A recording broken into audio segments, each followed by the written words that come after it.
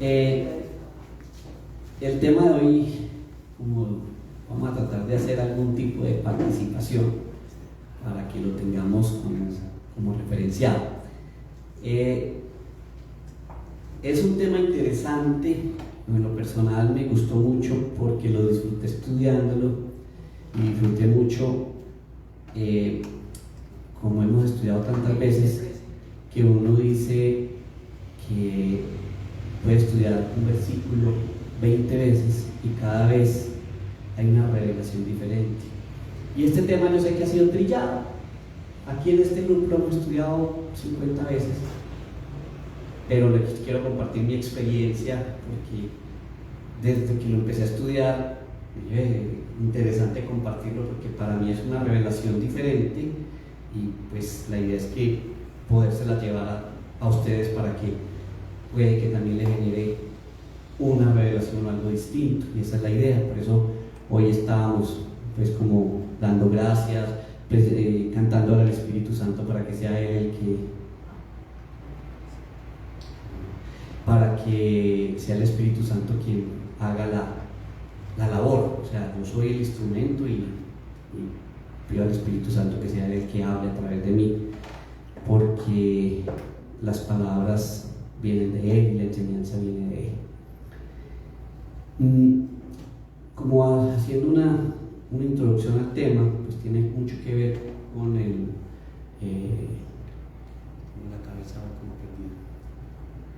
Sermón del Monte. Es parte del Sermón del Monte, lo hemos estudiado acá, hemos visto las bienaventuranzas, hemos definido qué son bienaventuranzas, las hemos visto, creo que son como 9 bienaventuranzas, las hemos visto y hemos visto después de las bienaventuranzas, en la segunda parte del sermón, pues viene el tema de la sal y de la luz del mundo, pero entrando en contexto de dónde viene Jesús. Viene de pasar unos ayunos y estar 40 días en el desierto, sometido a esas tentaciones, y después llega y encuentra que a Juan el Bautista lo mataron, y entonces se encuentra todo ese gentío a la espera de algo, y pues se hace ese sermón que es de las cosas más hermosas que tiene de la historia de Jesús. Ese sermón es maravilloso y es muy lindo.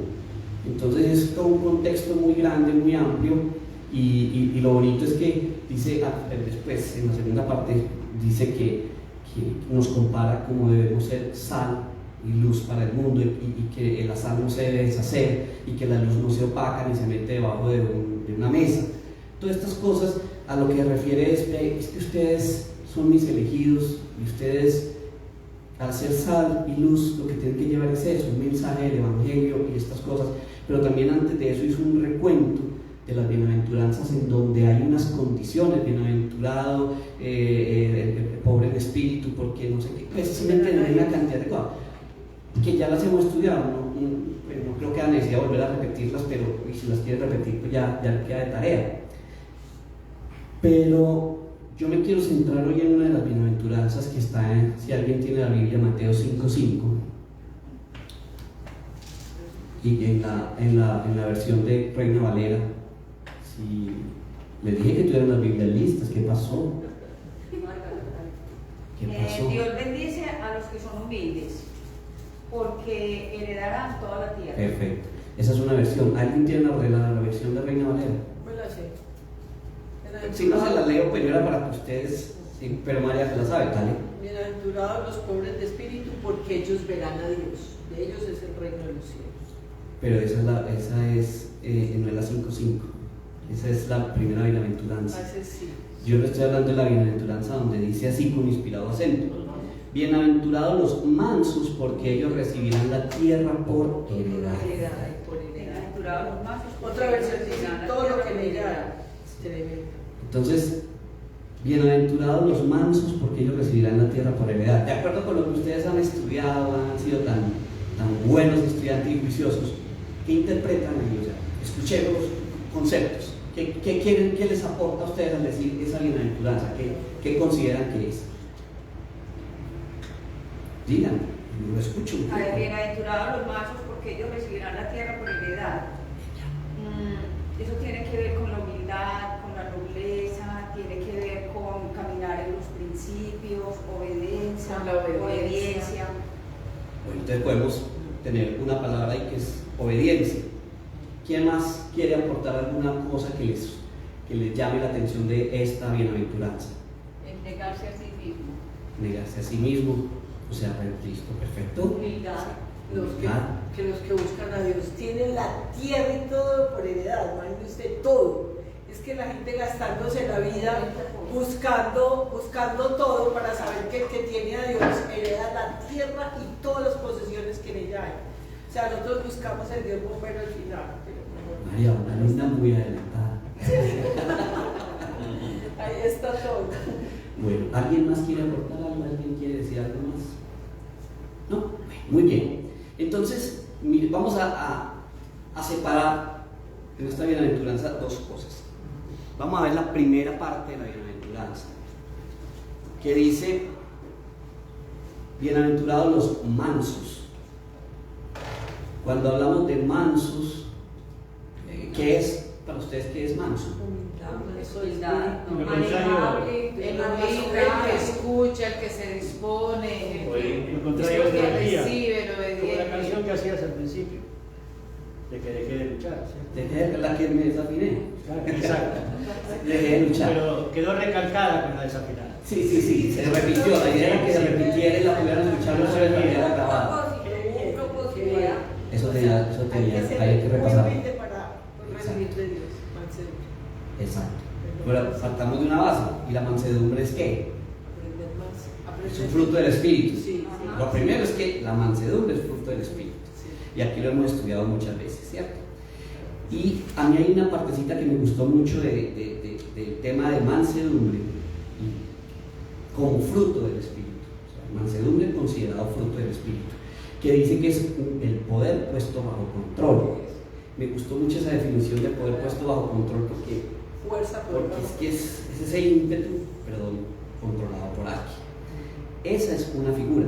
Y quiero hacer un símil y contarles algo de lo cotidiano y de lo que sabemos que refleja mucho ese poder bajo control. Ustedes ven ahí, ¿qué ven? El potro. Un potro, ¿cierto? ¿Cómo saben que es un potro y no un caballo? Porque está Orgulloso, haciendo mal, porque la juventud es atrevida. Rabioso. Ese no es bueno. ¿Por qué creen que es potro y no caballo? porque está haciendo mal. Porque el brinco, ese salto es de potro. Orgulloso. Ese salto es de potro. Bueno. Porque cuando Sí, no se ha yéndonos metido, desde lo espiritual, no hablemos de los animalistas, porque si el animalista ve eso dice es maltrato animal, el hombre tiene un garrote en la mano. Entonces no, vamos a dejarnos a un lado del animalismo y vamos a hablar espiritualmente. ¿Qué les refleja a ustedes ahí? ¿Qué perciben? Rebeldía. Rebeldía, Resistencia. resistencia, sobre brío, mucho brío que hay que dar. Muy bueno, guarden todas esas Poder palabras. sin control. Maravilloso. Oh, está mi cuidado. Maravilloso. Todo eso es importante que lo tengamos, todos tenemos. Mire, el tema lo están haciendo ustedes. Yo lo único que estoy haciendo es una guía. Pero ustedes son los que están poniendo las conclusiones y las respuestas del tema. Y eso es lo que se quiere. Que sean ustedes quienes al final entiendan por lo que se ha dicho acá y por lo que ustedes concluyan, no por lo que yo vengo a decir. Entonces, todo eso que ustedes están viendo ahí, todo eso que dijeron, lo vamos a resumir en un cuento chiquito, en una historia pequeña, en un símil mejor. Resulta que los potros, todo potro, inicialmente es indomable, es un potro cerrero, hablemos en términos de ganaderos. Es un animal cerrero completamente. ¿Qué significa? Que el potro hace lo que se le da la gana. El potro va, brinca, corre para un lado, corre para el otro, se atraviesa en un lado, se atraviesa en el otro, molesta a todo el mundo. Si hay una cerca, a veces no la respeta, sino que se va. Es totalmente indomable, salvaje. Es incontrolable. Eso es este animalito. Es mi cuñada, esta que la traigo para acá para que explique esta vaina, por favor. Es que es el ganadero. Entonces es un potro y así es. ¿Pero qué tiene el potro? No es un caballo viejo, ¿cierto? Es un potro. La juventud. Brío. Fue la fuerza. ¿A qué se les parece eso desde lo espiritual a nosotros? A uno indios. Exacto. O sea, espiritualmente inmaduros. Cuando somos espiritualmente inmaduros, somos esos potros salvajes que así nos tienen que dar garrote para que entendamos. Por las buenas. Si nos saltamos cualquier. Levantamos las cejas. Entonces, mira, un potro es todo el tiempo es eso. Es indomable, brinca, salta, tiene bríos, está nuevecito, está jovencito, pero no sabe qué hacer con toda esa potencia y toda esa fuerza que él tiene. No sabe qué hacer con ella. Y lo que hace es lo que se le da la gana, porque no tiene control absoluto de nada. Pero resulta que llega el vaquero, llegó doña Márgara a amansar al potro, una jinete experta. No ha podido. No ha podido darle potro. 30 años y no ha podido todavía. Bueno, entonces, ¿a qué voy? Entonces, ese potro empieza el jinete, vamos a domar este animal, ¿cierto? Y los que han estado en fincas y que tienen un poco de esa vida saben que hay unas personas que son domadores para eso. Y empieza a amarrar al animal y ese animal a brincar, desesperado porque no quiere control, no está acostumbrado a que le controlen nada, ni quiere que lo domine. Se aporrea, se lastima, se tira al suelo. Algunos en esas situaciones se han fracturado y casi que se mueren, hay que sacrificarlos porque de esos bríos y de esa rebeldía tan verdad se dañan, o sea, se han dañado. Pero vamos a suponer que este potro no se va a dañar, vamos a suponer que brinca, relincha y friega y molesta, y el jinete empieza a tratar de domarlo, a tratar de amansarlo, y le pone la silla. El animal con una silla encima es más bravo todavía, más rebelde, más complicado. Ya no solamente paras, sino algo. Sí, se tira al suelo. Los que saben de esto, ustedes ven que le paran las patas y se tiran para atrás. Y si está el jinete montado, le caen encima. Y cuando está en el suelo, lo patean también. Entonces es fuerte ese proceso. Pero empieza el jinete o el vaquero a quebrantar la voluntad de ese animal. Empieza con su estrategia, su técnica y su conocimiento a domar a ese animal, a romperle, a quebrarle la voluntad, como veíamos los elefantes, que les quiebran su voluntad para que puedan ser domesticados y se las quiebran en las orejas, que es la parte más sensible de ellos, se las pican y en la medida en que las van haciendo, si ustedes ven un elefante salvaje que tiene las orejas largas, un elefante domesticado con todas las orejas picadas, porque de ahí es que lo dominan y de ahí es donde está su punto débil. Y todos los elefantes que tengan las orejas picadas se van a dar cuenta por qué es. Entonces, este animal empieza el jinete a tomar control de ese animal, a enseñarle, y el animal lentamente va obedeciendo. Y empieza una cosa importantísima en ese animal, que decía Beatriz ahora, empieza a obedecer. A obedecer, ¿y a qué? Seguir la instrucción. Entonces, cuando ya el jinete lo tiene domado, ya lo tiene en sí, ya lo ha podido domar, ya se monta en él, y ya el caballo no se va para donde le da la gana, ni hace lo que se le da la gana, hace lo que el jinete le dice que haga. El vaquero lo lleva para la izquierda, él voltea para la izquierda, voltea para la derecha, pare, corra despacio, plántese, y él lo hace, porque ese es el proceso de la doma, para que ese animal aprenda a recibir instrucciones y a obedecer las instrucciones. Y dependió del caballo si fue dócil al momento de recibirlas o si relinchó tanto y fregó tanto que se pudo haber lastimado, o le costó más entrar en esa doma porque fue más rebelde, no quiso seguir la instrucción, no quiso por ningún motivo, entonces fue mucho más rebelde. Pero hay otros que lo han hecho mejor.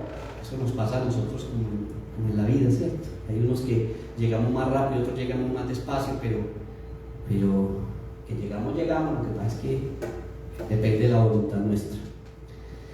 Entonces llega ese animal y el jinete, el vaquero, se va a un potrero, y en ese potrero aprende ese animal, un caballo de 250 kilos, 300 kilos que puede estar pesando, con la instrucción que le dio el jinete, de enlazar el jinete de un toro de 500 kilos, que es mucho más grande, más pesado y más fuerte que el caballo, y es capaz de enlazarlo y de amarrar al caballo ese toro, y el caballo aprende a plantarse de tal manera que el toro, por más fuerza que tenga, no lo hace mover, porque aprendió a ser estratégico y a tener una fuerza tan grande, a utilizarla de tal manera que es capaz de someter a un toro de 500 kilos, con ayuda lógicamente del jinete. Ese jinete y ese caballo se vuelven un binomio y hacen parte uno del otro. Por separado no sirven, pero juntos son una herramienta poderosísima. ¿Y en qué se convierte ese caballo, ese potro para ese jinete o ese vaquero? Una herramienta increíblemente poderosa. Un jinete, o sea, si nos remontamos a las épocas anteriores, se transportaba en caballo, y hoy en una finca, pues a menos que sean fincas modernas de aquellos señores que a veces tienen mucha plata y la mandan a pavimentar, pero en fincas normales el caballo es una herramienta demasiado necesaria, demasiado útil para todos los trabajos de la finca. Entonces se convierte para ese vaquero en una herramienta poderosísima, fuerte. Ese caballo ha sometido su voluntad, pero miren lo que hace. Usted como vaquero llega a un potrero y amarra el caballo a un árbol en una sombrita y se va a hacer sus trabajos, 3 horas, 4 horas, una mañana, una tarde, y el caballo está ahí. El caballo no llega para nada, está ahí amarrado, desde que no haya algo que lo esté molestando, ¿cierto? En condiciones normales él está amarrado ahí, fresco, tranquilo de la moña. Pero mi pregunta es, ¿ese caballo perdió el ímpetu? ¿Ese caballo perdió los bríos? ¿Cierto que no?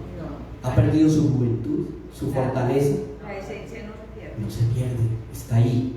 Porque cuando el jinete llega después de toda su jornada y se monta ese vaquero, ese caballo, después de 3 o 4 horas que estaba amarrado, el caballo está ahí, plantado, esperando al jinete. Y cuando el jinete se monta y lo arranca y vámonos, el caballo arranca y se va. No reniega porque se demoró tanto. ¿Usted dónde estaba? Se quedó con una amiga por allá. Claro, porque llegó a esta hora. Entonces llega, el caballo no le hace reclamo, y puede ser una yegua también, pero no le hace reclamo. A lo que voy es que ese caballo impetuoso, con bríos, está ahí, plantado, esperando al jinete. Llegó el jinete, se montó y el caballo va para donde le diga el jinete sin alegar, sin pelear, sin decir nada. Y ese caballo se va y va con su jinete y llegan a la pesebrera o al sitio de la casa, a la mayordomía, donde tengan que llegar con el caballo, tipo 6 de la tarde, puede estar llegando después de un día y una jornada larga de sol, de mucha agite. Y el jinete, ¿qué hace con ese caballo? Lo desencilla, le libera la cincha, lo suelta para que esté flojo, para que esté cómodo, y adicionalmente a eso, ¿qué más le hace? Lo baña. Veo que ustedes son más adelantados que yo. Entonces baña a ese animal. El animal se refresca, le quita el sudor, y no solamente eso, sino que el jinete normalmente le da algo, un agua con melaza para que recupere la energía y como una bonificación por el trabajo realizado. Y el caballo se va para el potrero, y esa noche el caballo está comiendo pastico, delicioso, calmado, relajado, fresco de la moña, y al otro día llega el jinete otra vez por él a las 6 de la mañana y ahí está el caballo esperando, disponible para lo que le diga el jinete que haga. ¿Qué es eso? Poder puesto bajo control. ¿Ha perdido los bríos? ¿Ha perdido el ímpetu? Pero todo eso lo ha canalizado, y lo ha canalizado para hacer la voluntad del jinete. Ahí vemos entonces que como fruto esa mansedumbre es la rendición completa a la voluntad en nuestra vida. El caballo ya no hace lo que él quiere, hace lo que el jinete quiere. Vuelvo y la repito, es la rendición completa a la voluntad de nuestra vida. Es el poder y la fortaleza que surgen al someternos a la voluntad de Dios. Eso es mansedumbre. Eso es la esencia de la mansedumbre. No significa la mansedumbre no es esclavitud. La mansedumbre no es dejarse menospreciar. Exacto, no es eso. La mansedumbre es esto que acabamos de ver. Es poner toda esa fortaleza, todo ese vigor, toda esa energía en manos del jinete, controlarlas. Y como dice aquí, es el poder y la fortaleza que surgen al someterse a la voluntad de Dios.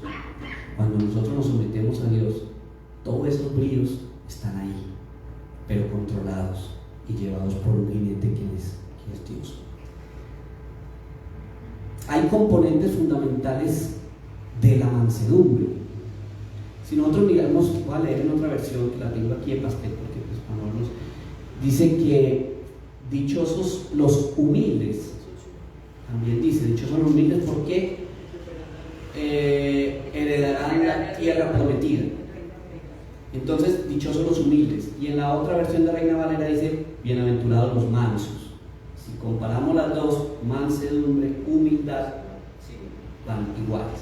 Entonces hay unos componentes fundamentales de ese fruto, que es como componentes la humildad, la sumisión, la capacidad de aceptar la enseñanza y la capacidad de enseñar.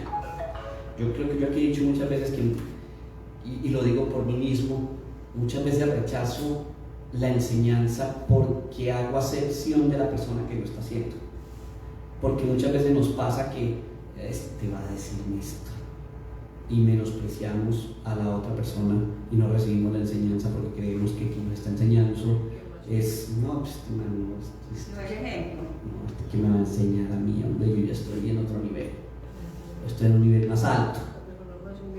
Entonces es aprender a recibir la instrucción, que en lo personal doña Diana sabe que me da dificultad, pero que he tratado de mejorarlo. Yo creo que doña Margarita también sabe por ahí de algunas por ahí personas. ¿Usted conoce alguno que sea rebelde o no?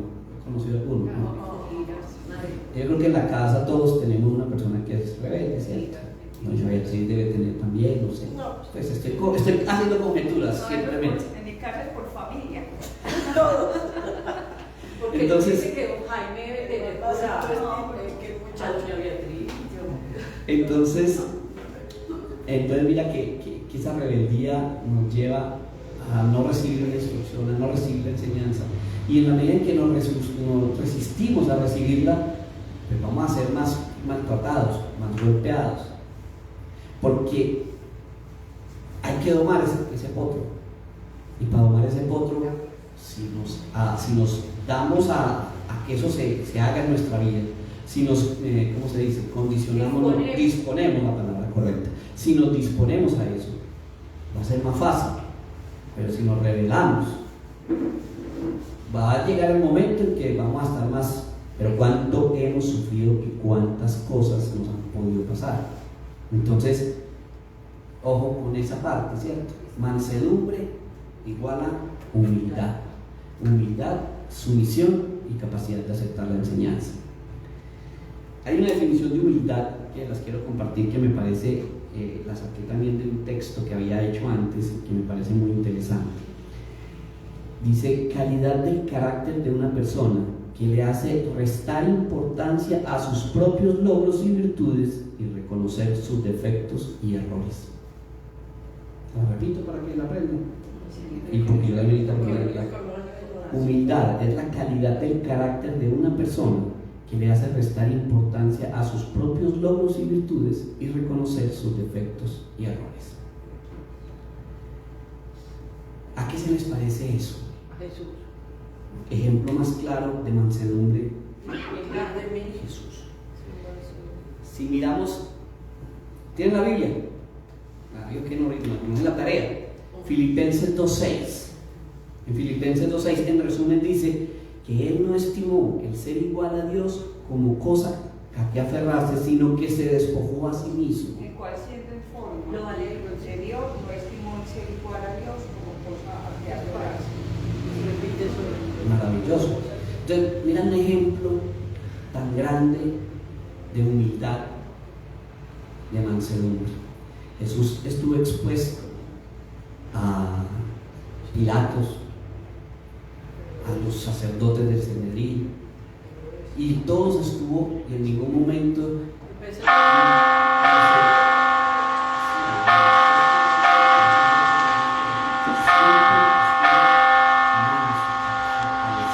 fuerza en lo que tenía él en su interior, pero en ningún momento se descompuso, se dejó llevar, porque mira lo que dice en Filipenses, que se despojó, él siendo Dios se despojó de ello para ser un hombre. Y el otro ejemplo que hay es Mateo 12, 29, que dice: llevad mi yugo sobre vosotros y aprended de mí, que soy manso y humilde de corazón, y hallaréis descanso para vuestras almas. O sea, más claro y más ejemplarizante que Jesús, como una mansedumbre y como humildad, no la tenemos. O sea, ese es nuestro referente, ese es nuestro faro para seguir, porque ahí lo vemos, y pues hay infinidad de citas que hablan de la mansedumbre y la humildad de Jesús, pero traje estas dos como referentes principales que me parecieron y que encierran todo esto que hemos visto del potro, de la doma, de todas estas cosas, y cómo Jesús se despoja de ser Dios para convertirse en un humano y someterse a la voluntad de esa humanidad, saliendo lo que él era. Más humildad no podemos ver. Entonces, de acuerdo con esto que acabamos de explicar, queda claro el concepto de la mansedumbre como fruto del Espíritu. ¿Quién quiere hacer un resumen o algo sobre la mansedumbre? O como dice uno, como decía yo, que si lo explica lo daña. Ya aprendió. No, es que lo único que nos lleva al dominio. O sea, ¿qué se llevan hoy con este pedacito de lo que acabamos de ver de la mansedumbre? ¿Qué se llevan para su casa? ¿Qué se llevan? Yo pensaría que tratar de tener un carácter más afable para saber controlar todas aquellas cosas que llegan a nosotros que no nos gustan, que son, por ejemplo, cuando uno le dice a alguien: mira, lo que estás haciendo no está bien hecho, y uno inmediatamente sale a la defensiva porque cree que la otra persona le está faltando respeto o se está metiendo en lo que no es y que así no es. Pues eso, ay, nos falta mucha humildad. Yo pienso que hay que ir forjando el carácter cada día más y aceptar de hacerlo, porque los reproches de las otras personas no nos hacen crecer. ¿Algo más? Sí, con eso último que leíste sobre que Jesús renunció o no escatimó no ser igual a Dios y dárselo a los demás y convertirse en ese hombre que fue humillado, maltratado, azotado, y a veces nosotros que no somos nada a veces comparados a Jesús, y nos cuesta tanto sentirnos que perdimos, que no tenemos la razón, o sea, que otro puede más que nosotros, que otro sabe más, o sea, que nos creemos tanto, y que él, siendo el que sí se podía creer, no se creyó. O sea, ¿quiénes somos nosotros para no siquiera llegarle a los tobillos a esa imagen? O sea, me sentí de verdad como tocada. Yo decía: Dios mío, si Jesús hizo eso, nosotros a veces que nos creemos y no queremos ser menos que el otro, o rechazar una enseñanza, o lo que tú dijiste, haciendo acepción de personas, nosotros que no somos nada comparados con Jesús. Qué pena, pues, de verdad, eso me tocó. Sí, mucho que aprender. Sí. Entonces, pues a mí me mostró esto como algo muy bacano de aprender y de vivir, que no significa que sea fácil, aunque la palabra dice que mis mandamientos no son gravosos, pero hay cosas que van muy en contra de nosotros como seres humanos, porque como seres humanos somos egoístas, egocéntricos, queremos siempre tener la razón, no dársela al otro, porque reconocer el error es sinónimo para nosotros de derrota. Y ese sinónimo de derrota nos lleva a cometer. Exacto, entonces es contrario a la humildad. Es una, exacto, mira, la humildad, hay una cosa muy interesante, que la mansedumbre pelea contra la altivez, la soberbia y la ira. ¿Y qué produce? Paz y felicidad. Entonces mira lo hermoso de la mansedumbre, considerando mansedumbre y humildad como sinónimos. Lo que hace es pelear contra ese ego de nosotros los seres humanos, que siempre queremos tener la razón, que creemos que el otro está equivocado, que siempre estamos buscando justificar nuestros actos. Y es algo que está ahí, y que está ahí. Y esa rebeldía es ese potro. Depende de nosotros cuánto daño nos queremos hacer. Si queremos ser rebeldes y nos va a doler más, o si empezamos a entender el hecho de la mansedumbre. O si queremos que al final del día nos den esa melaza y ese baño y nos sienten esa silla encima.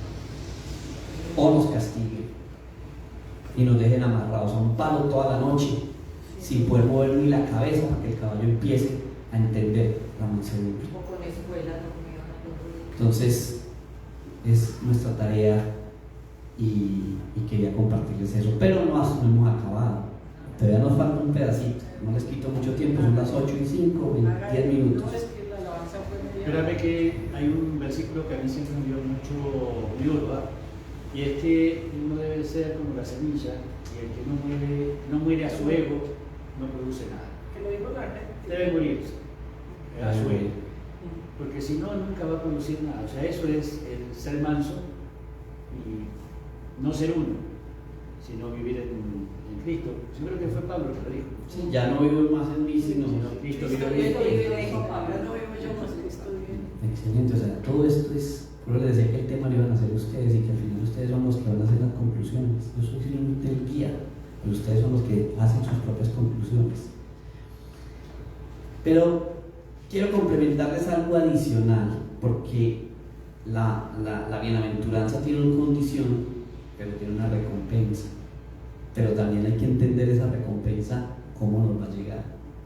Entonces, vamos a leer en las dos versiones que yo tengo aquí el pastel, en donde aprendemos, dice, bienaventurados los mansos, porque ellos recibirán la tierra por heredad. O sea, ¿qué vamos a recibir? La tierra por heredad.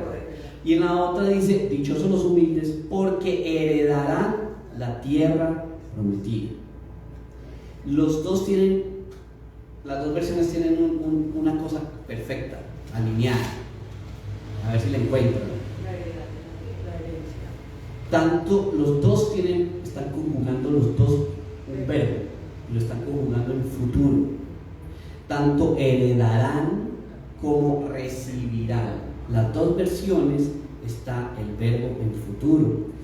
Las herencias no son presente, las herencias son futuro, como consecuencia de. Una herencia no se recibe antes de, sino después de. Cuando nosotros somos menores de edad, nosotros no podemos recibir una herencia. Nos recibe la herencia un tutor, un albacea, que nos representa, porque siendo menores de edad somos dueños de todo y dueños de nada, porque tenemos una gran fortuna, pero no es nuestra todavía. Muchas personas heredan, todos heredamos. Algunos heredan las deudas de los papás, otros heredan el colesterol, otros heredan fortunas. O sea, siempre tenemos herencias, siempre. Pero entonces la heredad se recibe cuando se llega a la madurez. Cuando llegas a la edad madura de 18 años en nuestro país, hablando de la parte legal, a los 18 años recibimos la herencia, no antes. Antes tenemos un tutor y una albacea, mientras cumplimos la mayoría de edad. Cuando llegamos a nuestra mayoría de edad empezamos a recibir o recibimos la herencia. Y sería, yo les hago esta pregunta: si ustedes tienen, pónganse un pelado de 12 años, o una pelada de 12 años, y ustedes como padres dicen, yo le voy a dar esta herencia a mi hijo ya, y le voy a entregar 100 millones de pesos a herencia, ¿ustedes qué creen que le pasa a un pelado de 12 años con esa herencia? Se enloquece, como el hijo, Se equivoca, pues puede pasar cosas, pero por lo general se equivocan. Es inmaduro, no hay madurez, no tiene la conciencia necesaria para saber administrar eso. Y lo que le está haciendo usted como padre, ¿qué es? un daño, está dañando a ese hijo, está haciéndole un mal, porque está dándole una herencia antes del momento oportuno de dársela. Dios no nos va a dar a nosotros la heredad de esta tierra hasta que tengamos la madurez suficiente para ser mansos y poder recibir la tierra por heredad. Esa herencia no nos va a llegar antes de. No crean que porque dice eso entonces voy a sentarme aquí a esperar. La herencia no me va a llegar, porque un padre terrenal no va a darle una herencia a su hijo que lo va a dañar, menos Dios. Dios no me va a entregar a mí una herencia que sabe que no tengo la madurez suficiente para administrarla, y lo que va a hacer es un daño, y Dios no va a hacer eso con sus hijos. Entonces, ojo, siempre tengamos en cuenta, esa herencia es futuro, es una consecuencia de un acto, y que ese acto, en este momento que estamos hablando, es la mansedumbre. Si tenemos la mansedumbre, recibimos la tierra por heredad, pero si no, no la vamos a recibir hasta que aprendamos, hasta que ese potro que hay en esa foto se doble. Mientras tanto, no recibimos la herencia. La herencia son futuro, mayoría de edad espiritual. Cuando llegamos a esa espiritualidad que Dios quiere en nosotros y que tenemos esa conciencia y esa claridad de humildad, de obediencia, entonces ahí esas herencias llegarán. Mientras tanto no. Muchas veces nos quedamos pensando, pero es que si Dios promete esto, ¿por qué no me recibo? ¿Por qué no lo recibo? ¿Por qué no me lo da? Y es porque todavía no estamos en el momento oportuno para eso. Necesitamos mucho más que eso.